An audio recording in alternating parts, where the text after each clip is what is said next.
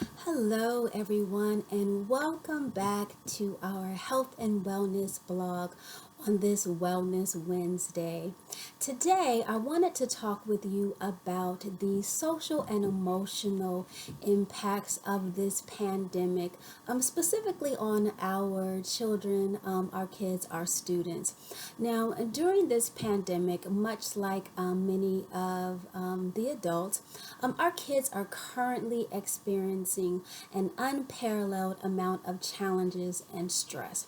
Now, another word for stress that we can use is trauma. So, during a pandemic or a crisis in general, with the amount of loss that is experienced, it's important for us to be able to acknowledge and understand that our children are experiencing collective trauma.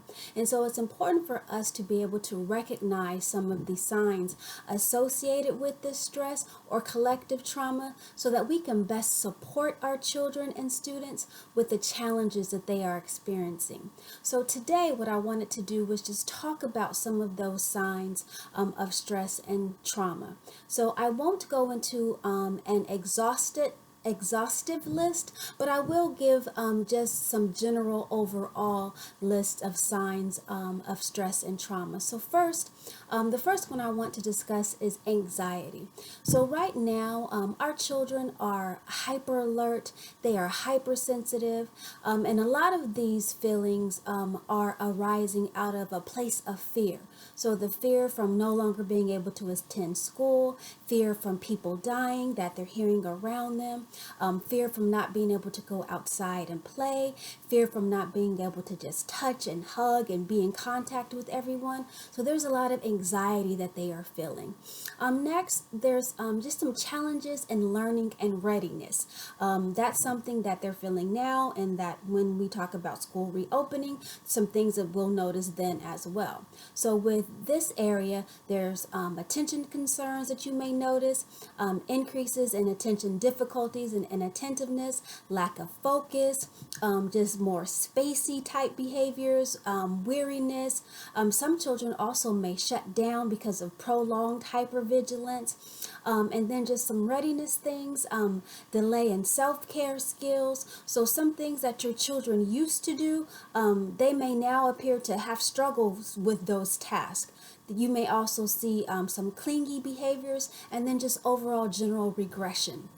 Another area that you may see is just some challenges with just behavior problems and challenges. So you might see some reactive or overreactive behaviors, so like increased arguments, negative attitudes and moods. You might see some aggression like hitting and then tantrums, and then some just blatant defiance as well. Another area is lack of self-regulation. So that's poor executive functioning skills. So challenges with organization, or poor organization, challenges with focus and memory challenges. Another area, disrupted relationships. So weakened social skills. You might see changes in desires to engage or being withdrawn, or sometimes they just might just appear just stressed in general. Another area, sensory processing concerns. So you might see hypersensitivity to just changes and various external stimuli just overall in general. Another area that I want you to kind of just tune into is changes in eating, sleeping, and communication. So this can be increases or decreases in behaviors and patterns. So for example, you might see increase in appetite or decrease in appetite, or you might see changes in sleeping patterns, whether it's more sleeping or less sleeping. And then you also might see regression in behaviors as well. And then you also might see hypercompliance. So you might see your children have a constant need for approval. So again, so these are just some general signs of stress and trauma that you might notice. And just because you might notice one thing, that's not a reason to just be overly concerned, but just start noticing some changes and some differences in your children if you have some concerns with a lot of these different things. Now, one thing that I would like to point out is that while this list represents a general presentation of signs, not all kids present with congruent feelings and emotions. So, for example, you might have a child, or a student who may outwardly smile, yet they still may feel emotionally distressed internally. So further observation and inquiry may be needed as well and may be required. One of the other things that I would like to point out is that sometimes children and students and adults as well may minimize some of these stressors, and they just might try and push through.